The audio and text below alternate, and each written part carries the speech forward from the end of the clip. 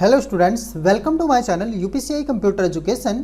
Advance Excel formula and function series का ये lecture number 4 है और पिछली वीडियो में हम लोगों ने सीखा था टेक्स्ट फंक्शन का यूज़ करना। ये वीडियो अगर आप लोगों ने नहीं देखा है तो लिंक आपको डिस्क्रिप्शन में मिल जाएगा, वहाँ से जाकर के देख सकते हो।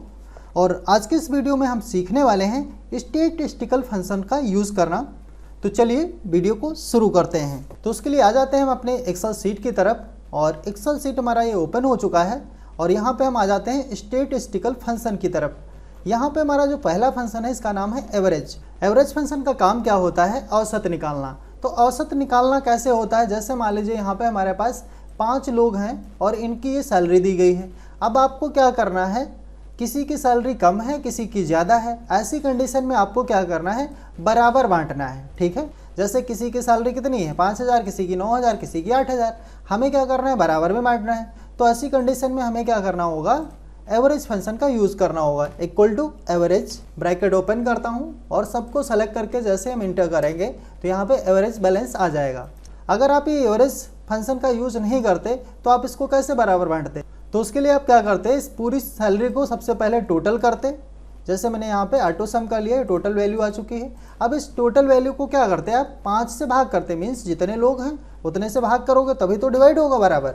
तो मैंने क्या किया, इसको डिवाइड कर दिया कितने से, 5 से। तो यहाँ पे देखो वही बैलेंस रिटर्न हो रहा है, जो ऊपर आ रहा है वही बैलेंस यहाँ पे भी रिटर्न हो रहा है। तो मीन्स अगर हम फॉर्मूला यूज़ करेंगे तो फॉर्मूले से क्या होता है, हमारा टाइम बच जाएगा, काम आसान हो जाएगा। तो इसीलिए हम लोग फंक्शंस का यूज़ करते हैं। तो ये चीज़ आपको समझ आ चुकी होगी। अब बढ़ते हैं अपने अगले फंक्शन की तरफ जिसका नाम है एवरेज ए। अब देखिए, मान लीजिए ये पांचों वर्कर जो हैं, पांचों लोग जो है काम करते हैं, इनकी सैलरी भी अलग अलग है। लेकिन अभी मान लीजिए किसी कारणवश एक बंदा बीमार हो गया, काम पे नहीं गया, ठीक है, तब भी उसको सैलरी बराबर ही देनी है। तो कितनी देनी होगी, उसके लिए हम कौन सा फंक्शन यूज़ करेंगे? तो उसके लिए हम लोग यूज़ कर सकते हैं यहाँ पे एवरेज ए फंक्शन। देखो मैंने यहाँ पे यूज़ किया एवरेज ए, ब्रैकेट ओपन करता हूँ और इसको सबको सेलेक्ट करके एंटर करता हूँ। तो यहाँ पे देखो ये बैलेंस आ चुका है। तो यहाँ पे जो बंदा काम पे नहीं गया है तो इस ए की वैल्यू कितनी होगी, 4,800 ही होगी। यहाँ पे सबको बराबर में डिवाइड कर दिया गया है। अगर हम यहाँ पे फंक्शन लगाते एवरेज इक्वल टू एवरेज, तो एवरेज फंक्शन क्या करता है, जैसे 4 लोग हैं, 4 लोगों की सैलरी दी गई है, तो ये कितने में डिवाइड करता है, ओनली 4 में। 4 को डिवाइड कर रहा है यहाँ पे, जबकि ये 5 जगह डिवाइड कर रहा है। देखो मैंने क्या किया, यहाँ पे सबको ऑटो सम करा तो ये टोटल वैल्यू आ चुकी है। अब इस टोटल वैल्यू को हमने क्या किया, सबसे पहले डिवाइड कर दिया कितने से, 4 से। तो 4 से डिवाइड करने पे हमारा ये रिजल्ट आता है और अगर हम 5 से डिवाइड करेंगे तो ऊपर वाला रिजल्ट आता है। तो ये बात हो गई एवरेज फंक्शन की और एवरेज ए फंक्शन की। तो एवरेज के थ्रू हम इजीली अपना औसत निकाल सकते हैं। और एवरेज ए में क्या होता है कि अगर पर्टिकुलर किसी ए की वैल्यू को पता करना है तो हम इसलिए एवरेज ए फंक्शन को भी यूज़ करके एवरेज निकाल सकते हैं। ठीक है, चलिए अब बढ़ते हैं हम अपने अगले फंक्शन की तरफ जिसका नाम है काउंट।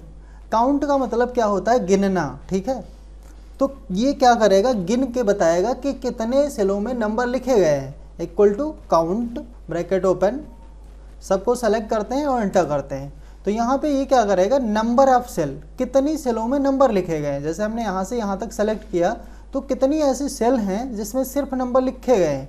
तो ऐसी कितनी सेल हैं, 3 हैं। तो यहाँ पर रिजल्ट कितना आ रहा है, 3 आ रहा है। ठीक है, अब बढ़ते हैं हम अपने अगले फंक्शन की तरफ जिसका नाम है काउंट ए। अब ये जो काउंट ए फंक्शन है ये क्या करता है, नंबर और टेक्स्ट, नंबर लिखा हो चाहे टेक्स्ट लिखा हो, इन सबको काउंट करके बताता है। Equal to count A, bracket open करते हैं, हमने यहाँ से लेकर के यहाँ तक ये सारी सेल सेलेक्ट कर ली। तो ये बताएगा कितनी ऐसी सेल हैं जिसमें नंबर और टेक्स्ट लिखे गए हैं। तो देखिए टोटल इधर का काउंट करेंगे तो 5 ये हो जाएगा और 4 ये हो जाएगा, तो 9 यहाँ पे रिजल्ट आ चुका है। अब हम बढ़ते हैं अपने अगले फंक्शन की तरफ जिसके थ्रू हम क्या कर सकते हैं, कोई ब्लैंक सेल अगर हैं जिसमें कुछ नहीं लिखा गया है, ना तो नंबर लिखे हैं ना ही टेक्स्ट लिखे हैं, तो ऐसी कितनी सेल हैं जो बिल्कुल खाली हैं, ब्लैंक हैं, उनको बताने का काम कौन करता है, काउंट ब्लैंक फंक्शन। देखो मैंने यहाँ पे फंक्शन यूज़ किया equal to count blank, bracket open करता हूँ और उसके बाद में क्या किया हमने, यहाँ से लेकर के यहाँ तक सेलेक्ट कर लिया। तो इतने में कितनी ऐसी सेल हैं जो ब्लैंक हैं, तो एंटर करते हैं। तो यहाँ पे अगर आप देखोगे तो सिर्फ और सिर्फ क्या है, एक जो सेल है वो प्रॉपर ब्लैंक है, बाकी सब में या तो नंबर लिखा गया है या फिर टेक्स्ट लिखा गया है। चलिए अब बढ़ते हैं अपने अगले फंक्शन की तरफ जिसका नाम है मोड। मोड फंक्शन क्या करता है, जो वैल्यू ज़्यादा बार रिपीट होती है उसको बताता है। मैंने यहाँ पे टाइप किया इक्वल टू मोड और उसके बाद ब्रैकेट करते हैं ओपन, और हमने यहाँ से लेकर के यहाँ तक ये संख्याएं सेलेक्ट कर ली। तो इस सेलेक्टेड एरिया में कौन सा ऐसा डिजिट है जो सबसे ज़्यादा बार यूज हुआ है वो बताएगा। तो इसमें अगर आप देखोगे तो सबसे ज़्यादा बार कौन सा डिजिट यूज हुआ है, 2। तो यहाँ पे रिजल्ट कितना आ रहा है, 2। अब अगर मान लीजिए यहाँ पे हमने कर दिया 1, यहाँ पे भी हमने कर दिया 1, तो अब इस बार क्या है 1 ज़्यादा हो गया, तो यहाँ पे रिजल्ट कितना आ रहा है 1। ठीक है, तो जो सबसे ज़्यादा संख्या यूज़ की गई होती है उसको बताने का काम कौन करता है, मोड फंक्शन करता है। ठीक है, चलिए अब बढ़ेंगे हम अपने अगले फंक्शन की तरफ जिसका नाम है काउंट इफ़। काउंट का मतलब क्या होता है, गिनना, और इफ़ लग गया है इसका मतलब क्या है, एक लॉजिकल तरीके से गिनना, मतलब एक कंडीशनल बेस हम काउंट कर सकते हैं। जैसे हमारे पास एक फिगर बना हुआ है, यहाँ पे स्टूडेंटों के नाम दिए गए हैं और उनकी ये प्रेजेंटी और एब्सेंटी दी गई है। अब मुझे ये पता करना है कि कौन सा स्टूडेंट कितनी बार प्रेजेंट हुआ है। ठीक है, तो कैसे पता करेंगे, उसके लिए हमें ये फंक्शन यूज़ करना होता है काउंट इफ़। देखो मैं ये चाह रहा हूँ ये जो हमारी रो है यहाँ से लेकर के यहाँ तक, इसमें कितनी बार p यूज़ हुआ है वो बता दे यहाँ पे काउंट करके। तो हम यहाँ पे यूज़ करते हैं equal to count if function, bracket open करेंगे और कहाँ से कहाँ तक उतना एरिया सेलेक्ट कर लेते हैं, और इतना सेलेक्ट करने के बाद कॉमा लगाएंगे और उसके बाद डबल कोड में जो चीज़ काउंट करानी है, मुझे क्या काउंट कराना है यहाँ पे p फॉर प्रेजेंट, तो मैंने यहाँ पे काउंट करा p, डबल कोड, फिर से ब्रैकेट क्लोज और इंटर करते हैं। तो यहाँ पे अगर आप देखोगे तो टोटल कितनी बार p यूज हुआ है, 6 टाइम यूज हुआ है, इसलिए रिजल्ट कितना आ रहा है 6 आ रहा है यहाँ पे। अगर हम इसको क्लिक करके नीचे ड्रैग कर दें तो नीचे भी जितनी बार p यूज हुआ होगा प्रत्येक रो को काउंट करके बता देगा। ऐसे अगर मान लीजिए आपको एब्सेंटी काउंट करनी है तो भी काउंट कर सकते हैं। ठीक है, तो ये तो बात हो गई काउंट इफ फंक्शन की। अब बढ़ते हैं अपने अगले फंक्शन की तरफ जिसका नाम है मैक्स। ये मैक्स फंक्शन क्या करता है, मैक्स मतलब मैक्सिमम वैल्यू। जैसे हमारे पास यहाँ पे जो नंबर दिए गए हैं इसमें सबसे बड़ी संख्या अगर हमको पता करना हो तो हम क्या करेंगे, इक्वल टू मैक्स फंक्शन का यूज़ करेंगे, ब्रैकेट ओपन करते हैं और मैंने यहाँ से यहाँ तक सेलेक्ट करा, इंटर करता हूँ। तो जैसे मैंने इंटर किया तो यहाँ पे देखेंगे जो सबसे बड़ी संख्या होगी यहाँ पे रिटर्न हो जाएगी। मिन का मतलब क्या होता है, मिनिमम वैल्यू।